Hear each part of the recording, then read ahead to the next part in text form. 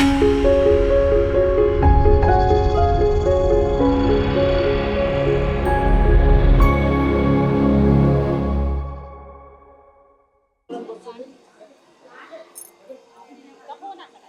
గారి గురించి పరిచయం అండి. ఆర్ ఛానల్ వ్యవస్థాపకులు, గొప్ప వక్త, ఎంతో కష్టపడి తన ఛానల్లో 5 లక్షల మంది సబ్స్క్రైబర్స్ తో పోటాపోటీన ఎన్నో విషయాలలో కూడా తాకినా కూడా ఎదుర్కొంటూ మన ముందుకు వచ్చారు. అలాంటి గొప్ప వ్యక్తికి మనం చప్పట్లతో స్వాగతం పలకాలని మహిళలను కోరుకుంటున్నాను. నవిత గారిని వారి యొక్క సందేశాన్ని ఇవ్వాల్సిందిగా.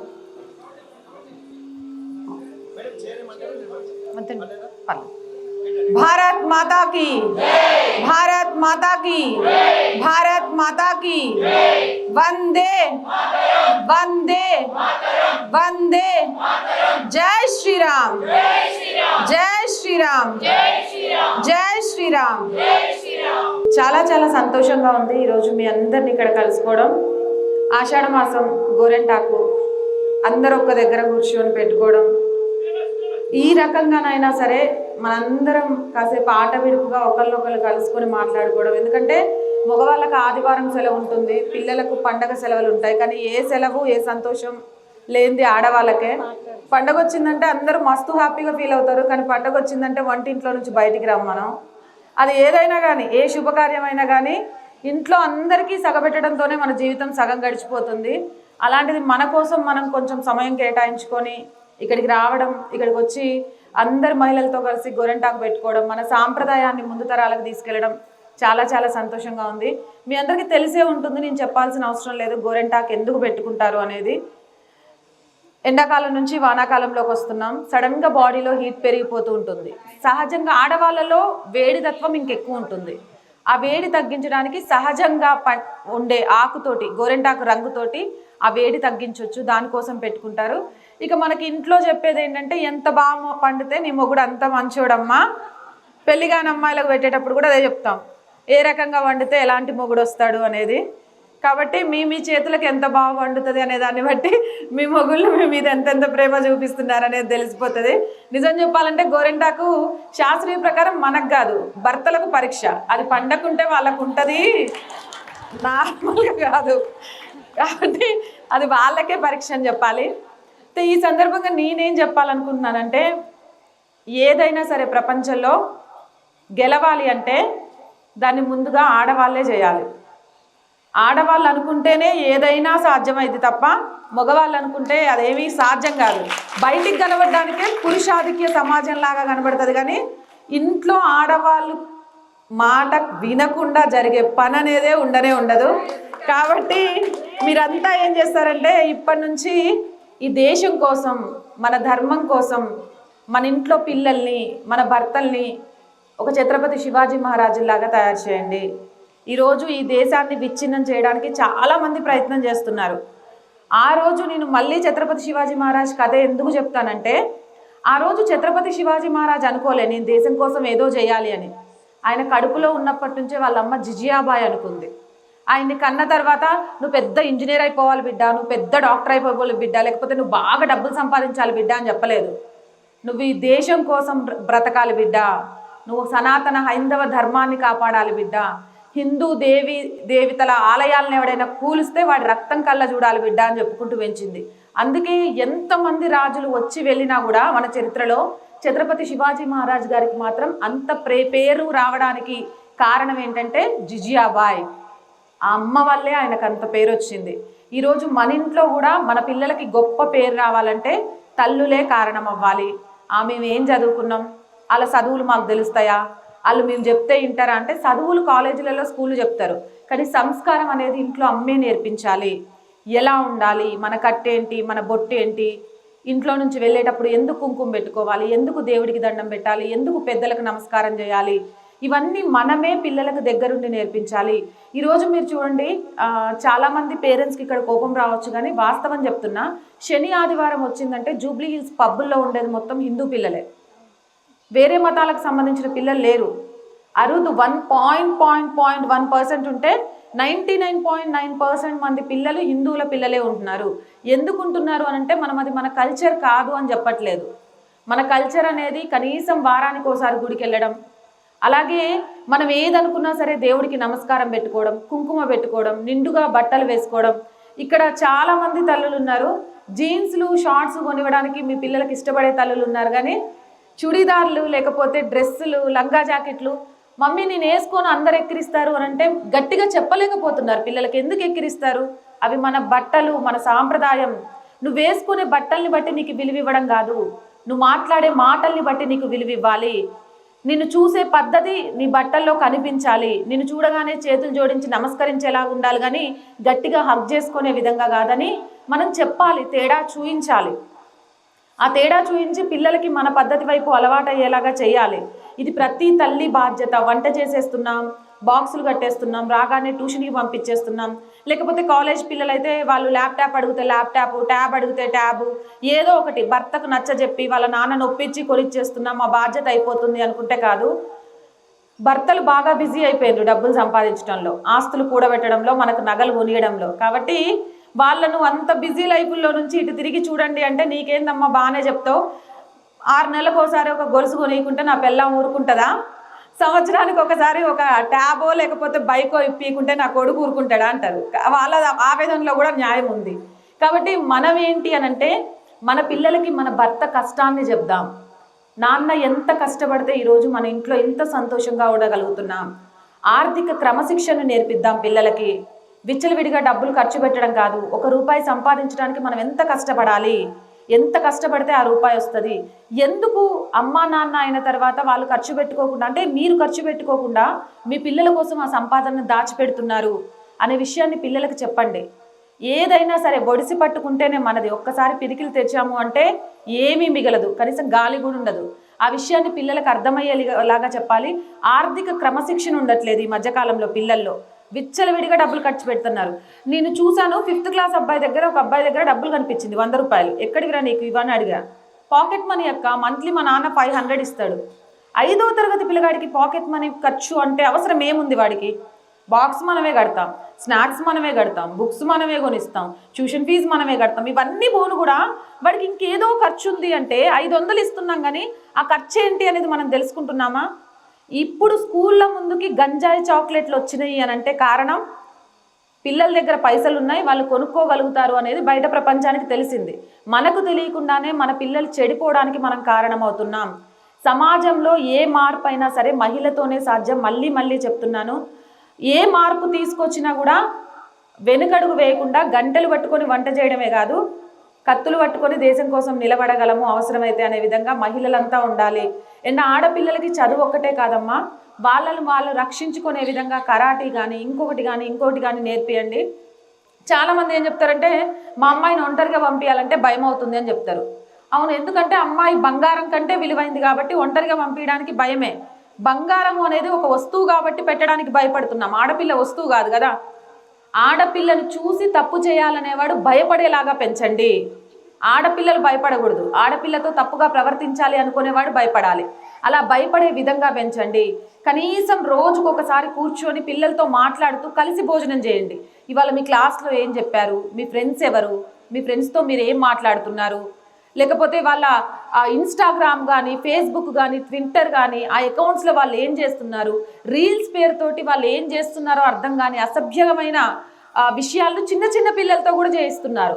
అది ఏ ఉత్సాహమో నాకు అర్థం కావట్లేదు, కానీ దానివల్ల లాభం ఏంటో తెలియట్లేదు. కానీ 10-12 సంవత్సరాలు వచ్చేసరికి అలాంటి పిల్లలు చేయి దాటిపోతున్నారు. మనం చెప్పినా వినే స్థితిలో ఉండట్లేదు.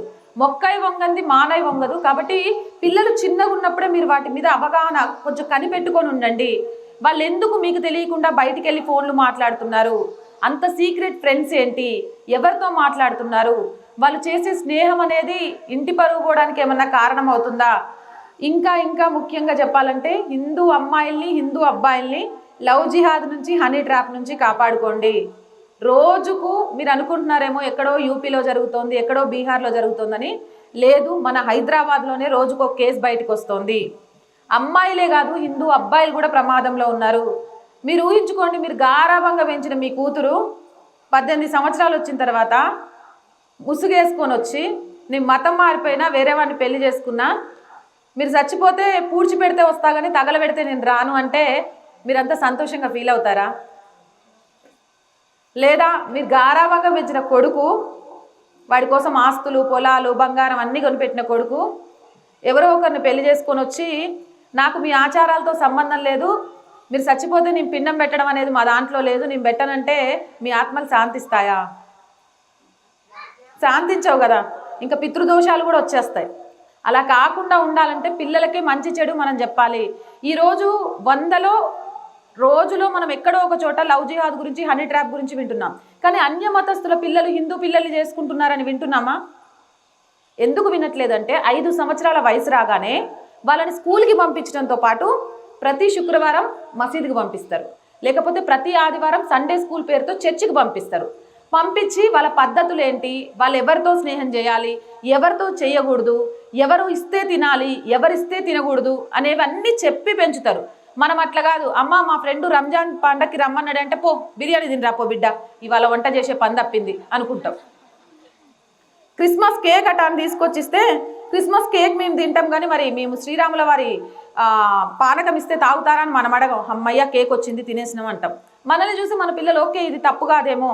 ఫస్ట్ ఆహారం, ఫ్రెండ్షిప్, ఆ ఫ్రెండ్షిప్ నుంచి ఆర్థిక స్థితిగతులు, అక్కడి నుంచి చిన్నగా ప్రేమ, ఆ తర్వాత మన బిడ్డ ఏదో ఫ్రిడ్జ్లో 32 ముక్కలై కనిపిస్తుందా, లేకపోతే వాడు వదిలేసినాక ఎక్కడుందో కూడా తెలియకుండా ఉంటుందా, ఏ ఉగ్రవాదుల చేతుల్లో నలిగిపోతుందో అర్థం కాని స్థితిలోకి వెళ్ళిపోతుంది. ఇవన్నీ నేను కామెడీగా చెప్పట్లేదు, రోజుకు నేను ఇలాంటివి ఓ 10-15 దేశవ్యాప్తంగా జరిగే కేసుల గురించి చదువుతూ ఉంటా. అంటే పోలీస్ కేసులు అవుతున్నవే ఇవి. కొంతమంది పేరెంట్స్ బయటికి రారు, పరువు పోతుందని. అయిందేదో అయిపోయింది, ఇప్పుడు నేను బయటకు వచ్చి చెప్తే ఇంకా ఉన్న పరువు కూడా పోయిద్ది, చుట్టాల్లో తలెత్తుకొని తిరగలేమని చెప్పని పేరెంట్స్ చాలామంది ఉన్నారు. మీరందరూ ఒక్కసారి కూర్చొని మీకు మీరు ప్రశ్న వేసుకొని నాకు ఒక ప్రశ్న చెప్పండి. మా పిల్లల గురించి నాకు తెలియంది ఏదీ లేదు, నా పిల్లల గురించి నాకు అన్నీ తెలుసు అనే తల్లి ఎంతమంది ఉన్నారు ఇక్కడ? అన్నీ వాళ్ళ ఫేస్బుక్, ఇన్స్టా పాస్వర్డ్లు అన్నీ తెలిసిన తల్లులు చేతులు తగ్గిపోయినాయి. చూసిండ్రా? మీ పిల్లల గురించి మీకే తెలియకపోతే ఇంకెవరికి తెలుస్తుంది? ఇంకో విషయం కూడా చెప్తున్నాను, ఈ మధ్యకాలంలో స్కూల్స్లో కూడా స్టార్ట్ అయింది. ఏ స్కూల్ అయితే బొట్టు పెట్టుకొని రావద్దంటదో ఆ స్కూల్కి మీ పిల్లల్ని పంపించకండి, అవసరం లేదు. అలాంటి స్కూళ్ళు ఏం నేర్పిస్తాయి? ఈరోజు అలానే ఖురాన్ చదువుకోనరా, ఇంకోటి చదువుకోనరా అని డైరీల్లో రాసిచ్చే పరిస్థితి వచ్చిందంటే మనకు ఫీజులు తక్కువైతే చాలు, కన్సెషన్ ఇస్తే చాలు ఫీజుల్లో. అండ్ నెంబర్ 2 ఏంటంటే ఇంగ్లీష్ వస్తే చాలు. మాతృభాషను నేర్పించండి. మన భాష ఏదైతే అది, మనం తెలుగు మాట్లాడితే తెలుగు, కన్నడ మాట్లాడితే కన్నడ, తమిళ్ మాట్లాడితే తమిళ్, మాతృభాషను పిల్లలకు నేర్పించండి. పాశ్చాత్య సంస్కృతి, పాశ్చాత్య అలవాట్లు, పాశ్చాత్య భాష చాలా అవసరం, అది వద్దు అని నేను చెప్పను, కానీ అది గడప బయట వరకే ఉండనియండి. గడప దాటి లోపలికి వచ్చారు వాళ్ళు అని అంటే ఖచ్చితంగా మన సంస్కృతి, మన సాంప్రదాయాలు, మన ఆచారాలు, ఇందులో ముఖ్యంగా ఫస్ట్ మారాల్సింది ఇంట్లో ఆడవాళ్ళు. ఎందుకో చెప్పనా? ఇప్పుడు ఇంతమంది పట్టు చీరలు కట్టుకొని ఇంత బాగా తయారై వచ్చారు, ఇంట్లో ఉంటే మనం ఏం వేసుకుంటాం? అవి అక్కడ ఒక 4-5 తప్ప అందరు చెప్తారు నైటీ, పొద్దున్న నుంచి సాయంత్రం దాకా దాని మీదే. దాన్ని చూసి తీసుకొచ్చి చీర కట్టుకోగానే చాలా మందిని చూస్తా, చీర కట్టుకోగానే మమ్మీ ఎటు వెళ్తున్నావు నువ్వు ఇవాళ అని అడుగుతారు. ఓ అంటే మా అమ్మ చీర కడుతుందంటే ఎక్కడికో పోతోంది. మనమే మన పద్ధతులు పాటించినప్పుడు మన పిల్లలకి ఎలా అలవాటు అవుద్ది? కనీసం మీరు వారానికి ఒకసారి, నీకేం తెలుసమ్మా చీరలు కట్టుకొని చెవటలు కక్కుతూ ఉంటే వంటగదిలో పనులు ఎలా చేయాలంటే మన అమ్మమ్మలు, నానమ్మలు, అమ్మలు చేసిండ్రు. వారానికి ఒకసారి కాళ్ళకు పసుపు రాసుకోండి, పిల్లల ముందు చేయండి. ఇవన్నీ గడపలకు పసుపు రాయండి. వాళ్ళకి సెలవు వచ్చిన రోజు వాళ్ళతో ఇంటి పని చేయించండి, దేవుడు సామాన్లు గడిగించండి, దేవుడికి కావాల్సిన పూలు తెంపమని చెప్పండి, గడపలకు పసుపులు రాయించండి. అబ్బాయిలు అయితే మంచిగా ఉతికిన బట్టలు వేసుకొని వచ్చి విగ్రహాలను తుడిచి బొట్టు పెట్టమనండి. ఇవన్నీ పాత చింతకాయ పచ్చళ్ళలాగా కనిపిస్తాయి కానీ అవి ఇప్పుడు చాలా అవసరం. Old is gold. అవే ఈరోజు మనల్ని మనం కాపాడడానికి కారణమవుతాయి. ప్రపంచంలో హిందువులున్న ఏకైక దేశం భారతదేశం అయితే ఈ భారతదేశంలోనే కొన్ని రాష్ట్రాలలో హిందూ జనాభా తగ్గిపోయింది. రేపు భారతదేశం మొత్తంలో హిందూ జనాభా తగ్గితే మనం బ్రతకగలుగుతామా? మళ్ళీ బ్యాక్కి వెళ్ళిపోతే ఇక అప్పుడు సతీ సహగమనాలు చేయాల్సి వస్తుంది, లేకపోతే బతికుండంగానే మనం ప్రాణం తీసుకోవాల్సి వస్తుంది, లేకపోతే ఇక సావును తట్టుకొని బ్రతకాలి అని అనుకుంటే మతం మారాల్సి వస్తుంది. అలాంటి పరిస్థితి రాకుండా సనాతన హైందవ రాష్ట్రంగా ఈ దేశాన్ని మార్చాలి అంటే మహిళలతోనే సాధ్యం. రాణి రుద్రమాదేవి, ఝాన్సీ లక్ష్మీబాయి, అహల్యాబాయి హోల్కర్ గారు, వీళ్ళంతా మనకు ఆదర్శం.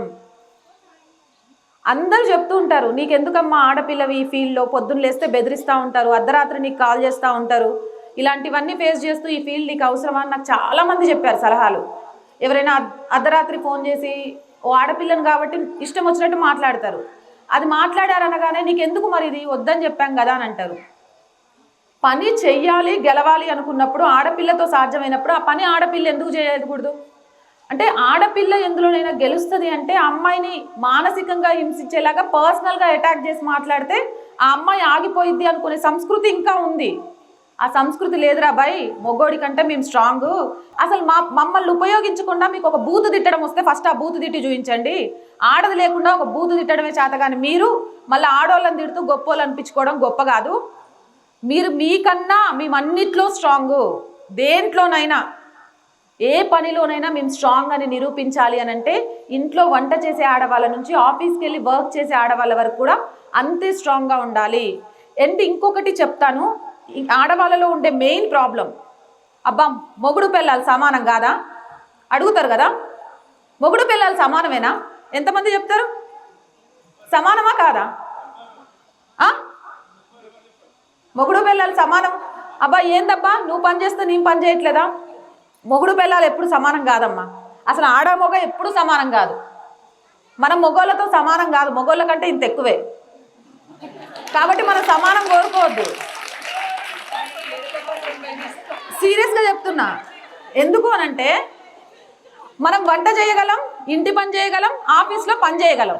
కానీ మనం లేకుండా ఈ 3 పనులు ఒక రోజు మొగోళ్ళు చేయగలుగుతారా? చేయలేవరు. కాబట్టి మనం సమానం కోరుకోవద్దు.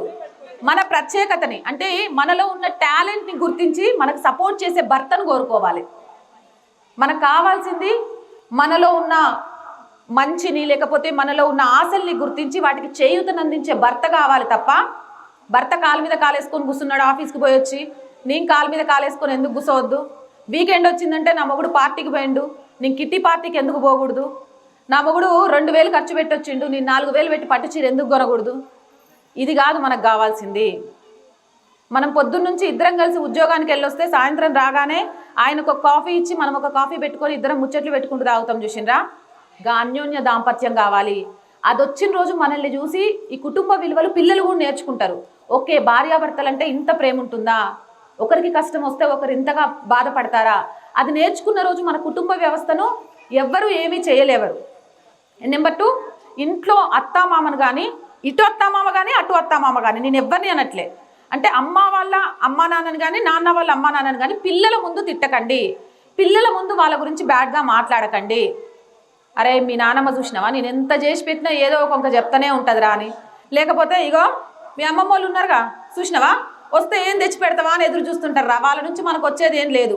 ఇట్లాంటి మాటలు అస్సలు మాట్లాడకండి పిల్లల ముందు. ఎందుకంటే ఫస్ట్ పెద్దలకు విలువివ్వడం పిల్లలకు తెలియాలి. సో ఉమ్మడి కుటుంబాలుగా ఉండడానికి ట్రై చేయండి. మనం కాకపోయినా మన పిల్లల్ని వాళ్ళు ప్రేమగా చూసుకుంటారు. ప్రతి ఆడవాళ్ళు ఒక శక్తి స్వరూపాలుగా గుర్తుపెట్టుకోండి. ఈరోజు భారతదేశంలో మాత్రమే మహిళకు ఆ స్థానం ఇస్తారు. వివేకానంద గారట ఒకసారి విదేశాలకు వెళ్ళారట. వెళ్ళినప్పుడు ఆయన్ని ఒక విదేశీయుడు అడిగాడట, మీ దేశంలోని ఆడవాళ్ళు ఏంటి షేక్ హ్యాండ్ ఇస్తుంటే షేక్ హ్యాండ్ ఇవ్వరు, నమస్తే పెడతా ఉంటారు, షేక్ హ్యాండ్ ఎందుకు ఇవ్వరు అని అడిగారట. అడిగితే వివేకానంద గారు చెప్పారటగా, మీ రాణికి నువ్వు వెళ్ళి షేక్ హ్యాండ్ ఇస్తావా అని అడిగారట. నో, మా రాణికి మేము ఎలా షేక్ హ్యాండ్ ఇస్తాం, ఆమె మా దృష్టిలో రాణి చాలా గొప్పది, ఆమె చాలా విలువైన ఆమె, మేము షేక్ హ్యాండ్ ఇవ్వము అని చెప్పిందట. ఒరే ఎదవా, నీ దేశంలో నీ రానే నీకు గొప్పది, మా దేశంలో ప్రతి ఆడపిల్ల గొప్పదే మాకు, అందుకే చేతులు జోడించి నమస్కారం చేస్తాం తప్ప షేక్ హ్యాండ్ ఇయ్యము, అది తెలుసుకో. అది వేరేది పక్కకు పెట్టినా మీరు ఎక్కడైనా చూడండి, విదేశీయులు చాలామంది వచ్చినప్పుడు ఇక్కడ జాబ్ చేసే వాళ్ళకైతే బాగా తెలుస్తుంది, వేరే కంట్రీ వాళ్ళు కానీ వేరే వాళ్ళు వచ్చినప్పుడు మిగిలిన వాళ్ళు కలవగానే షేక్ హ్యాండ్ ఇచ్చి హగ్ చేసుకుంటారు. షీజ్ ఏ ఇండియన్ అని చెప్పగానే నమస్తే చేస్తారు, 2 చేతులతో నమస్కారం పెడతారు. అది మనం కాపాడుకుంటూ వస్తున్న, మన పెద్దలు కాపాడుకుంటూ వస్తున్న విలువ, దాన్ని మనము కాపాడాలి. ఎప్పుడైనా భారతీయ శ్రీమూర్తిని చూడగానే చేతులు జోడించి నమస్తే చేయాలి అనే సంస్కారం ప్రతి మొగాల్లో కల్పించేలాగా మనమే చేయాలి. ఇంతకంటే నేను చెప్పాలనుకునేవి ఏం లేదంటే ఒక్కటి మాత్రం చెప్తాను, ఆడది తలుచుకుంటే ఏదైనా మార్చగలదు. అది రాజకీయమైనా, కుటుంబమైనా, సమాజమైనా, దేశమైనా. కాబట్టి ఇక్కడున్న ఆడవాళ్ళంతా కూడా నా దేశం కోసం, నా ధర్మం కోసం కాదు, మన దేశం కోసం, మన ధర్మం కోసం ఇంట్లో మగవాళ్ళను, పిల్లల్ని మార్చే ఒక శక్తిగా మారాలని కోరుకుంటున్నాను. మీరంతా మారతారని ఆశిస్తున్నాను. మీ అందరి గోరెంటాకు బాగా పండాలని కోరుకుంటున్నాను. లేకపోతే ఇంటికి వెళ్ళాక లొల్లిలు అయిపోతాయి కాబట్టి చాలా మంచిగా పండాలని కోరుకుంటున్నాను. అలాగే అందరి జీవితాలు కూడా సంతోషంగా ఉండాలని కోరుకుంటున్నాను. భారత్ మాతాకి, భారత్ మాతాకి, భారత్ మాతాకి. వందే వందే వందే. జై శ్రీరామ్, జై శ్రీరామ్, జై శ్రీరామ్. ఈ అవకాశం ఇచ్చిన అందరికీ మనస్ఫూర్తిగా ధన్యవాదాలండి.